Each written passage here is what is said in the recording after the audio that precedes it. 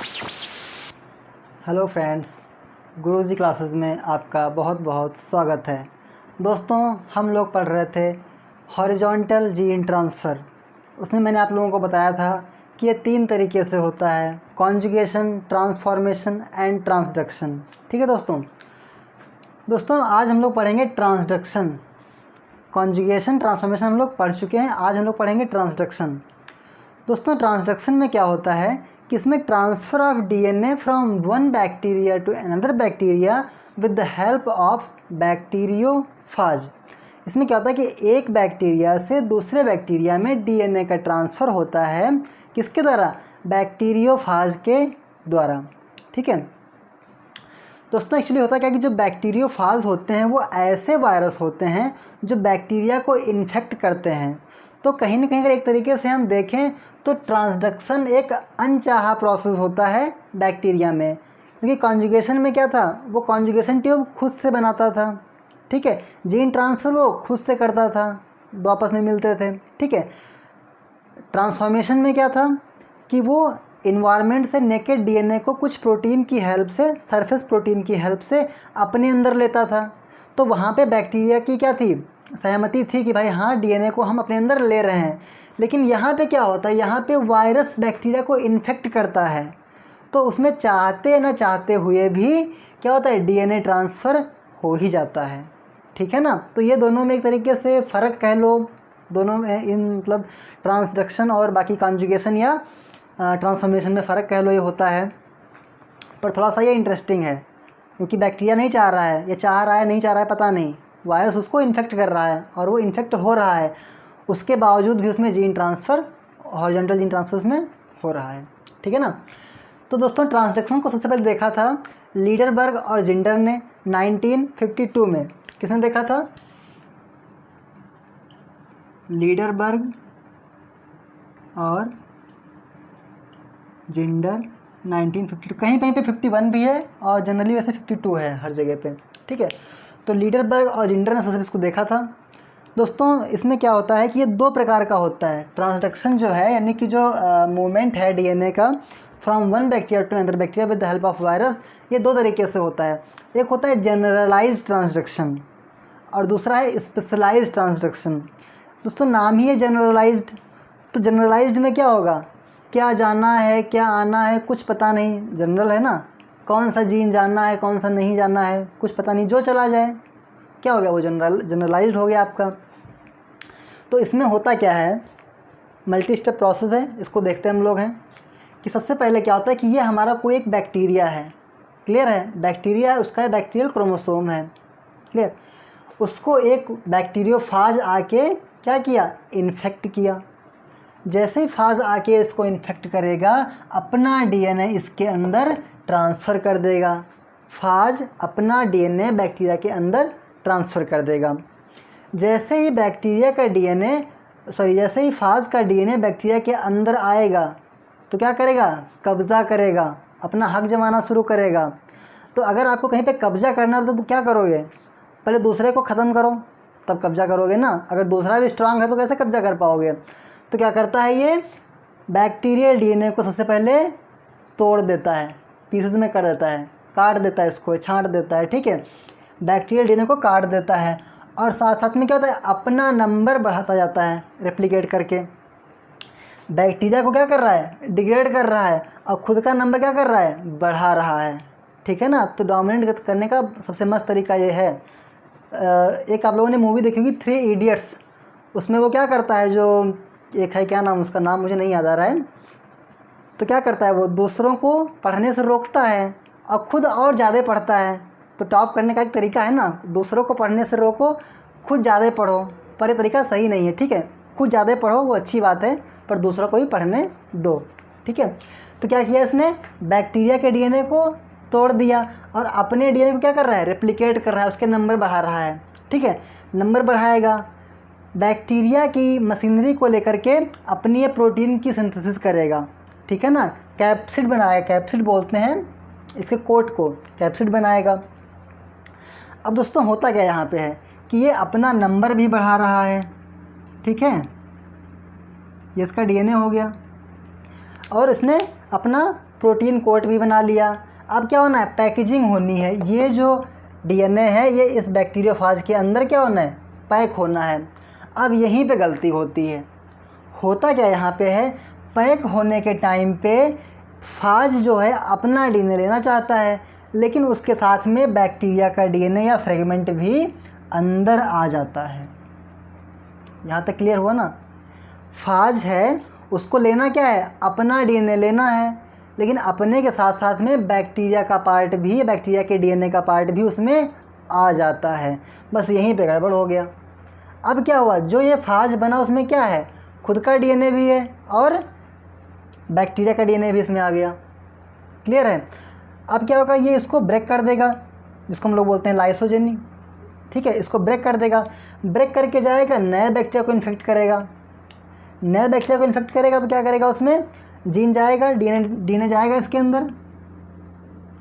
लेकिन जब ये डीएनए डालेगा अपना तो साथ में क्या है, बैक्टीरिया का भी डीएनए इसमें जाएगा और वो जा कर के बैक्टीरियल क्रोमोसोम से इनकॉर्पोरेट कर जाएगा, उसमें जाके जुड़ जाएगा, इंटीग्रेट हो जाएगा उसमें। अब क्या हुआ इसमें तो आपका डोनर डीएनए, यहाँ से भी डीएनए इसमें आ गया रिसिपिएंट वाले में। ठीक है ना। फिर से एक बार देख लो इसको। ये बैक्टीरियोफाज था, इसने इन्फेक्ट किया बैक्टीरिया को, बैक्टीरिया का डीएनए फ्रेगमेंट्स में टूट गया। टूटने के बाद में इसने अपना नंबर बढ़ाया, अपनी प्रोटीन को सिंथेसाइज़ किया। लेकिन सिंथेसाइज़ करने के टाइम पे या पैकेजिंग करने के टाइम पे क्या हुआ, बैक्टीरिया का डीएनए भी फाज के अंदर आ गया। जब फाज के अंदर आ गया तो जब इसने दूसरे जाकर के बैक्टीरिया को इन्फेक्ट किया तो वहाँ पर ये डीएनए चला गया, और चला गया तो जाकर के इनकॉर्पोरेट कर गया। तो क्या हो गया, यहाँ पे नया कॉम्बिनेशन बन गया। इस वाले बैक्टीरिया में तो नया कॉम्बिनेशन बन गया ना, रिकॉम्बिनेंट हो गया ये। क्लियर है, रिकॉम्बिनेंट हो गया। लेकिन दोस्तों देखो अब यहाँ पे क्या है, इसके मान लो 5 टुकड़े हैं, 1 2 3 4। ये मान लो 5 टुकड़ों में तोड़ा था इसको। अब कौन सा इनकॉर्पोरेट करेगा, कौन सा अंदर जाएगा, कुछ पता नहीं होता है। इसीलिए क्या है, ये जनरलाइज ट्रांसडक्शन है। इसमें कौन सा जीन जाएगा ये पता नहीं होता है, इसलिए क्या है, जनरलाइज ट्रांसडक्शन है। कोई भी जा सकता है। जैसे फॉर्म भरते हो ना जनरल कैटेगरी में, तो जनरल में क्या है, कोई भी जा सकता है, SC ST OBC कोई भी। तो ये जनरलाइज्ड हो गया आपका ट्रांसडक्शन। क्लियर है ना। दूसरा आपका है स्पेशलाइज्ड ट्रांसडक्शन। अब इसमें नाम में ही है स्पेशलाइज्ड।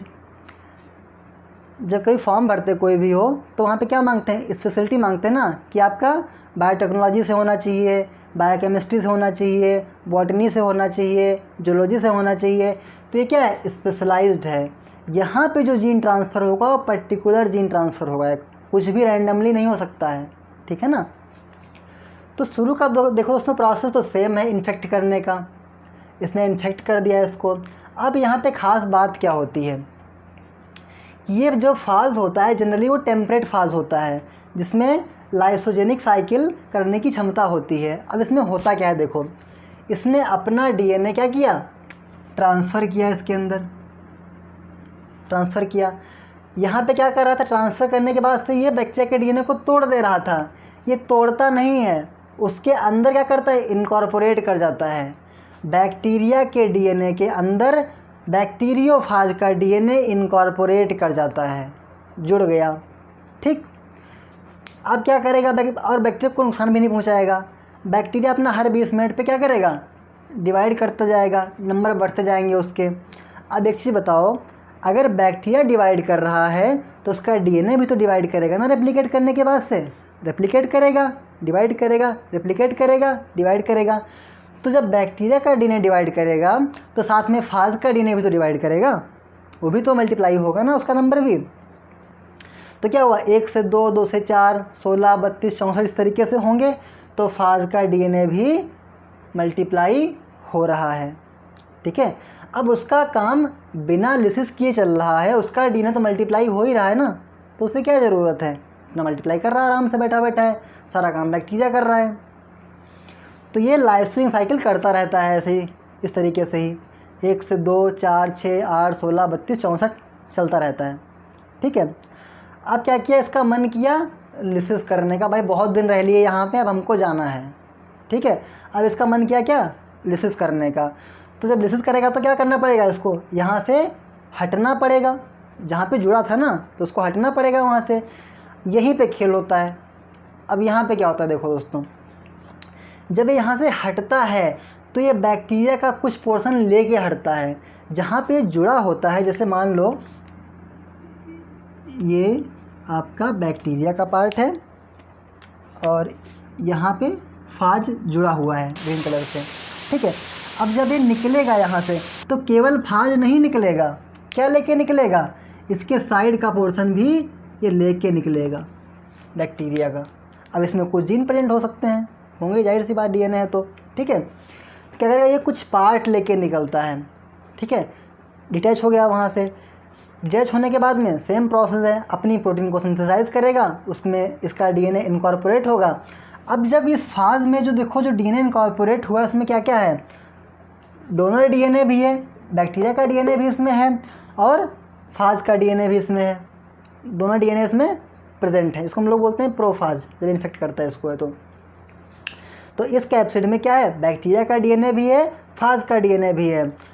फिर वही सेम प्रोसेस होगा, इसकी लिसिस होगी, लिसिस के बाद से जाकर के दूसरे बैक्टीरिया को क्या करेगा, इन्फेक्ट करेगा और जाकर के उसमें इनकॉर्पोरेट कर जाएगा। अब इस वाले रेसिपिएंट बैक्टीरिया में क्या क्या है, फाज का डीएनए भी इनकॉर्पोरेट है, इस वाले बैक्टीरिया का डीएनए भी इनकॉर्पोरेट है और खुद का डीएनए तो था ही। तो क्या हुआ, नया कॉम्बिनेशन बन गया ना, रिकॉम्बिनेशन हो गया, बस नया कॉम्बिनेशन बनना क्या कहलाता है, रिकॉम्बिनेशन कहलाता है। तो आपका ये रिकॉम्बिनेशन यहाँ पे हो गया। इसमें क्या हुआ है कि पर्टिकुलर साइड के जीन ही ट्रांसफ़र होंगे, स्पेशल टाइप है ना ये, और ये क्या है, जनरलाइज्ड है ये, इसमें कोई भी पोर्शन ट्रांसफ़र हो सकता है। तो दोस्तों ये प्रोसेस आपका होता है ट्रांसडक्शन का with the help of bacteriophage. आशा करता हूँ आप लोगों को ये समझ में आ गया होगा अब, ठीक है। तो हम लोगों का हॉरिजॉन्टल जीन ट्रांसफ़र यहाँ पे ख़त्म होता है। एक टॉपिक इसमें आपका बच रहा है बैक्टीरिया में, वो है न्यूट्रिशन, वो हम लोग नेक्स्ट लेक्चर में डिस्कस करेंगे। और बैक्टीरिया आपका हम लोगों ने लगभग ख़त्म कर दिया है, जो उसके इंपॉर्टेंट टॉपिक्स थे वो, ठीक है। तो अगर आपको ये वीडियो पसंद आया हो तो इसको लाइक करें, शेयर करें और चैनल को हमारे सब्सक्राइब करें। Thank you.